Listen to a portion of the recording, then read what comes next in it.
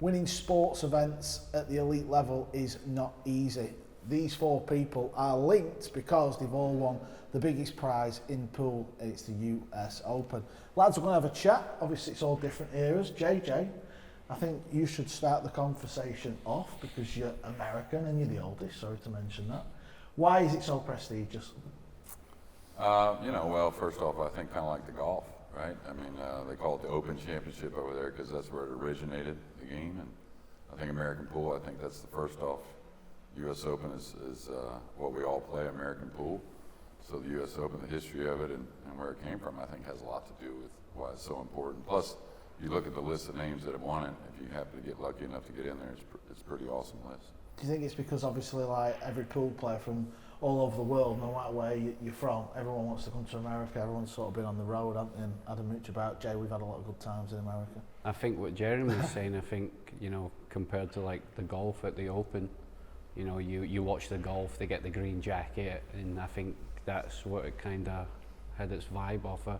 I remember going to the US Open and seeing all the champions in there with their green jackets on, and it was just had a different feel about it compared to any other tournament. Do you remember your first US Open? When was it? 2006. 2006? Yeah, I remember it. I remember just going there. I went with my dad the first time, and I finished 17th place. I ended up losing to Mike Davis. Oh yeah, Mike yeah, Davis. Does he still play? Still a good player. Yeah. He still plays? Starting to play a little bit. Where's he from? North Carolina. Yeah, he's originally from I remember going there and just seeing everybody with their green jackets and that, and it just had a different feel about it. So I think a lot of players see the same thing, and you got the World Championships and many other events, but I feel like that tournament, just the vibe in the room, just everything that goes along with it, the history, the players that have won it, just makes it special. About you, Fran, what do you remember back in the day? What was your first recollection? Yeah, for me, I think definitely was my biggest win, because maybe even more than World Nine, because the crown, like they said, the green jacket is something like unbelievable, So I think like when I was my first one, it was like I think when you lose the final, you finish runner-up. It was my first one. Obviously, that was going to get mentioned in this video. I've been stitched up the fact that I lost in the final. I didn't know that. Oh, you didn't know that? You was about 3, that's why. That was your first one? Yeah, but it was so special for me because you can feel like you are playing like a different event. So in 2017, I played the final of the winner's side against him. So it was when he won the 2017. I was so close to win, but it was like I think I didn't feel like I'm ready to win that tournament, But it was like amazing feeling, just to be there. What about you, Fedor? Obviously, you're the youngest there. Well, my first one was probably, it was in Norfolk in like 2017-18. Jayson was winning. I remember John Lynn won it too. I wasn't doing any good in those tournaments over there, losing losers round 3 and 4 and stuff. That's wild how late his first recollections, isn't it? You know what I mean? Gotta feel old now. Yeah, I think it had a lot to do with Barry Behrman, you know what I mean? He kept the tournament real intimate for such a big championship. It was really all tied together with the fans. He grew the fans through the years. It started at his pool room in the 70s. And so obviously, how many of them did you play? In his pool room? Oh, no, that was before my time. No, but he didn't. Obviously, it carried on, I think, didn't it? When did it end in the pool room? I think it ended in the pool room in the early to mid 80s. Where was it, in Q Masters? Yeah, Q Masters. And then if you go into Q Masters, like these guys weren't fortunate enough, Fedor wasn't fortunate enough, of course, FSR. Jayson was, though, and Barry takes you into the pool room, he carries you in the car, he makes sure everyone's there to bring in the champion, and you get as much goosebumps there as you do after you win it, I think. Jay, you need to tell them that story about the pool room. No, but I remember what JG's talking about, because when players won the US Open before, obviously, if you were out at the event, you were always at the pool room, having a few beers, hanging out, and he would have a big limo outside the hotel, and you would come with the trophy, and they'd take you in the limo, and they'd make you come to the pool room, and then everybody would be there kind of like, celebrating your win. So it was like Jeremy said, that was a lot of goosebumps too, not only just winning, you had a lot of stuff going on after it, and kind of made you feel like a special moment in your life, not just winning, but everybody being there and get to, celebrate the win too. So a lot of good times in that pool room, and like Jeremy said, I think without him, you know, I don't think it would be what it is to this day. Did he carry you to the Masters the year after? Or he probably offered, right? Because he used to Yeah. offer to every champion Well, if you want to go to the Masters the next year, and I went Oh, with the him. golf master. Yeah, but Yeah, I went with him. I think the year, Wow. when did he pass away? Ooh. I think he was having bad health issues that following year. Yeah, so it's So, around 17, 18. Yeah, and I think, 18. I think he passed away the following year, Yeah, 'cause halfway the through the Masters took year. it over in Yeah, I 19 again, remember yeah. because we didn't have it. We missed it in 2018. We didn't have it. I won Yeah, that's right, yeah. 2017. I won it. I remember him being there and giving me the trophy and like speaking to me and telling me a lot of things. And then he passed away, and then we didn't have it. The 2018 Matchroom took it over in 2019. I can remember him telling me in the chair when I'd won, like, you know, amazing. You're going to be here for a lot more years, and like nice, really nice words from the guy. And then obviously we didn't have it because he passed away. So I was shocked when he passed away, but he had an amazing life, and what a guy, what a character. So Fedor, you didn't actually play in that many at Q Masters, did you? I never Obviously played not in at Q Masters, but I mean, because obviously everyone who went to the US Open in Chesapeake, everyone spent a lot of time in the club, didn't they? Yeah. You know, Oh, playing yeah. matches. Yeah. So you Oh, didn't yeah. go there that many times then. Well, I've practiced always there because we only had like 2 or 3 practice tables in the venue, so I always went to the Q Masters to practice. What was your first US Open that you played in? Probably 2017 or 18, Yeah, so it didn't happen in 18. then 17. 17. So you only played in one. And then it wasn't the 2019 International Oh, wow. Open. Yeah. That's Yeah. mental. Jay, you got to tell them a story about when we were younger in Q Masters gambling, remember? Don't. We've ended up staying for like 3 more days after the event, and we're in Q Masters gambling. I'm playing Justin Hall, playing 500 a set, and now you're playing some Filipino guy that was can't a remember local who it was, there. And we're playing, and anyway, boys, he's like, we're having a few drinks while we're playing, and we're drinking shots in the middle of the set and that. So we break even, me and Justin, after our 2 sets, and he's playing some Filipino guy. We're betting like 2,500 each, and you know the money always went on the light in there. So we're drinking, he's won, we've just got out of the pool room and went somewhere else. So he gets to the airport the next day, and I'm like, okay, square the money up. And I see him counting his money, but I can see in his head and his eyes, he's like, counts the money again, and he's going, oh, I've left the money on the light. So he's like, called the pool room and asked them, is the money still there? And I'm like, it's probably the worst thing he can do, because if it is still there, they're going to take it. Calls up one of the girls that worked there, like, hey, can you check? And she's like, no, those guys took it last night. Oh, wow. So Boise, I think from then, I don't trust them in the money matches anymore, especially with the money. Well, you know the doors, they swung open, didn't they? You know, from Yeah. that room to that room, and he's finished playing his match, and obviously we're thinking we're filming like the new Colour of Money film, so he's got his hat on sideways, and the door just keeps flinging open. He's got like a shot. He's going, right, next drink, and we're swinging the queue round and everything. It was a mess. Fran, let's talk about obviously, you know, you went back to Spain, first Spanish player to win the US Open. What was the pressure like in the final? Because you was on an unbelievable run. Yeah, it was a special moment for me. I was playing my best game. Also, semi-final was so tough for me because I played against Karl Boyes. It was a tough match. I won the hill, and in the final was with Max. It was a crazy final as well. Yeah, I think it was my best moment in my career when I put the last 9 ball. I think it's like something I will never forget. Yeah. Is there something that stands out in the matches? What you think about, like a big turning point? I remember I was playing in the last 64. And Emily told me I was on the team Scotty, so I was a rookie in that time, 2022. So when she told me that, I just changed my mind. Then I play like for free, you know, because I have a lot of passion before, and I think that helped me a lot to win that event.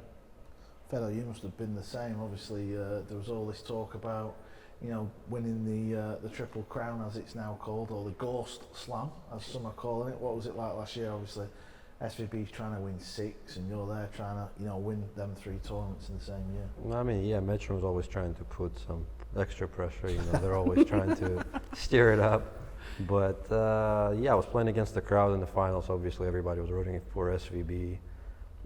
It was different. You know, I'm winning a rack. There's 3 claps in the world. SVB is winning a rack, and the whole room goes wild. But it helped me. It helped me at some moments. I was trying to beat everybody in that room, and yeah, I mean the turning moment was. I remember we were tied, I think, and I made it was a close jump that I made. Yeah, that was like a big turning point in the match. Yeah, the 4-ball. Yeah, the 4-ball. Yeah, that was I was like, he's jumping this. He hit it so pure, like stopped the cue ball like on a penny. I remember Shane, he didn't look happy. Yeah, in the chair. face of Shane was brutal. Yeah, because he's thinking he's played a good save, right? He's Yeah, it thinking was a that, kick and you stick. know, Yeah, kick and and to jump it and not only get over the ball to make it and like hit it so pure in that moment is just unbelievable.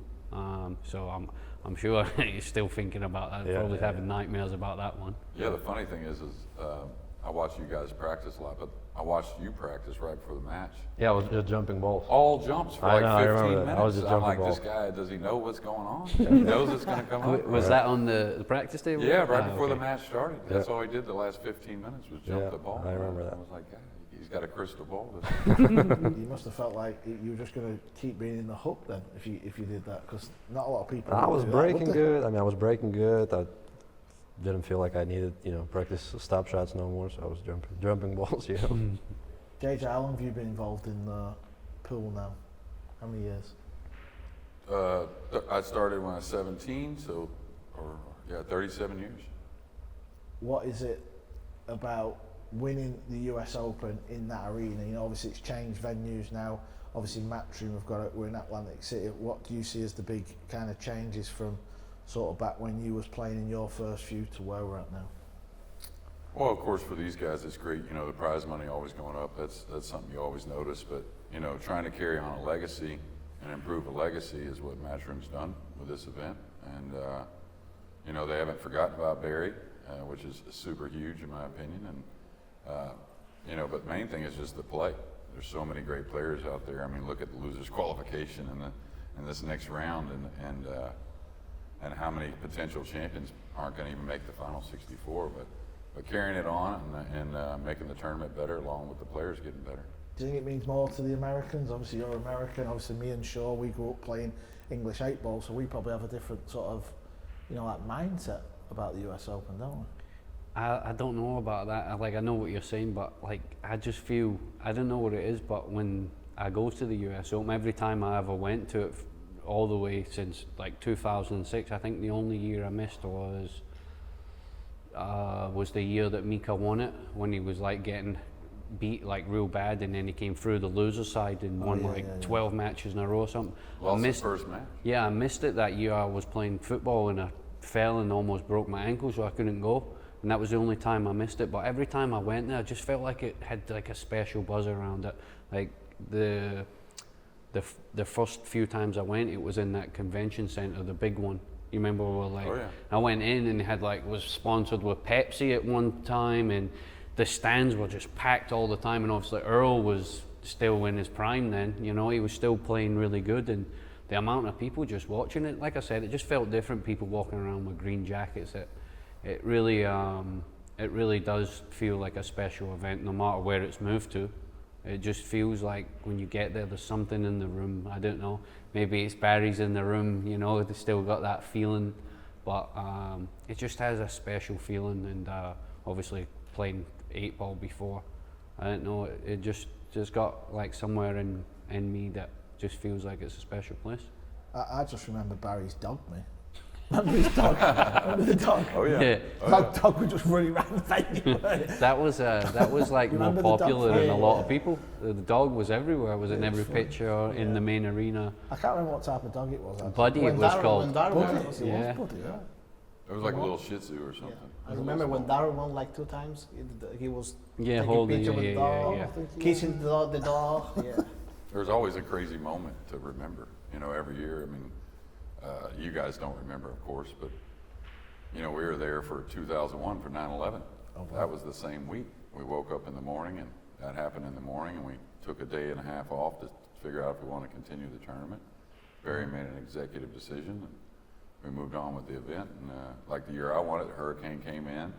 All lights are out. We're all at somebody's hotel playing cards with candles, eating bologna sandwiches, trying to figure out what's going on. And Barry got through it then too, and he always was there for the players. Boys, I think you were there. I remember one crazy one where they were about to start the US Open and Barry's come out and he's had a fallout with Jay Helfert at the time.